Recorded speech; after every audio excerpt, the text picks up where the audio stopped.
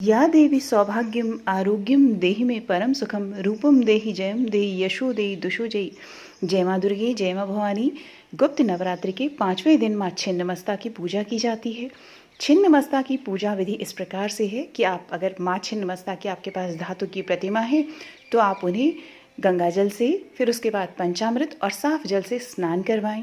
अगर धातु की प्रतिमा नहीं है तो उनको पुष्प से ही स्नान करवा दें और देवी को कुमकुम और सिंदूर से तिलक लगाएं। माँ छिन्नमस्ता को गुड़हल के फूल बहुत प्रिय हैं, इसलिए उन्हें गुड़हल के फूलों की माला अर्पित करें।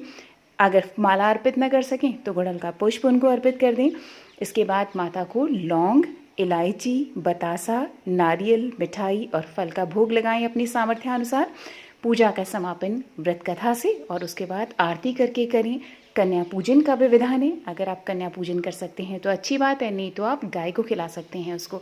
माता का मंत्र है श्रीम ह्रीम क्लीम ऐं वज्र वैरोचनीय हूम हूम फट स्वाहा। माता छिन्नमस्ता की व्रत कथा से पहले प्रेम से बोलिए जय माँ छिन्नमस्ता। एक समय की बात है, माँ पार्वती जी ने अपनी 2 सखियों के साथ मंदाकिनी नदी में स्नान करते समय उन्हें भूख लग गई। उनकी सखियों ने उनसे भोजन मांगा।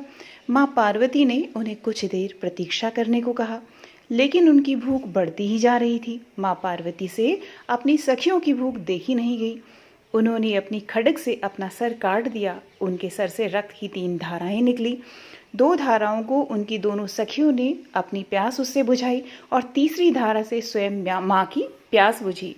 गुप्त नवरात्रि के 5वें दिन सुबह स्नान आदि से निवृत्त होकर के स्वच्छ वस्त्र धारण करें और उसके बाद माता की पूजा करें।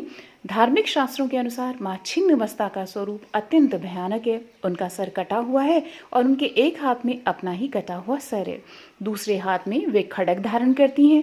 उनके गले में मुंडमाला होती है और कंधे पर यज्ञोपवीत है। माँ छिन्नमस्ता की पूजा करने से व्यक्ति के अंदर साहस और आत्मविश्वास में वृद्धि होती है।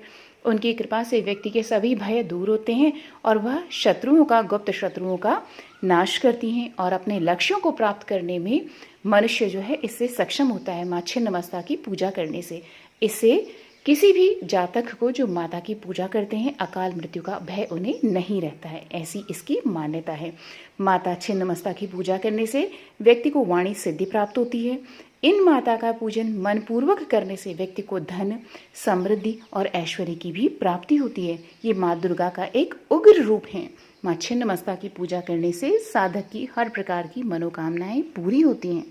माता की आरती से पहले इस बात को जान लेते हैं कि मार्कंडेय पुराण के अनुसार सभी असुरों के वध के बाद और बड़े युद्ध में जीत के बाद माँ भगवती की 2 सहयोगिनियाँ जया और विजया, जिन्होंने विभिन्न असुरों को मारकर उनका खून पी लिया था, अभी भी और खून के प्यासे थे। इसीलिए माँ ने अपना सर काटकर अपने रक्त से अपनी सहयोगिनियों की प्यास बुझाई। तब से माँ भगवती के इस रूप को माँ छिन्नमस्तिका या माता छिन्नमस्ता कहा जाता है। अब माता की आरती करते हैं। भैरवी भी भक्ति से दिन रात चरण पखारती, संग है विजया जया का रक्त धारा बह रही। लोक मंगल के लिए माँ कष्ट भारी सह रही, सिर हथेली पर रख सदा रख भक्त गण को तारती। आइए हम छिन्नमस्ता की उतारे आरती, रक्त वसना सिर विखंडित हस्त 2 तन श्याम है। छिन्नमस्ता नाम जिसका राज रप्पा धाम है, जो भवानी दुष्ट दैत्यों का सदा संघारती। आइए हम छिन्नमस्ता की उतारे आरती, जो सती दुर्गा प्रचंडा चंडिका भुवनेश्वरी, सत्वरजतम रूपिणी जय अंबिका अखिलेश्वरी, जो कराली कालिका है और कमला भारती। आइए हम छिन्नमस्ता की उतारें आरती, आइए माँ की शरण में और माथा टेकिए।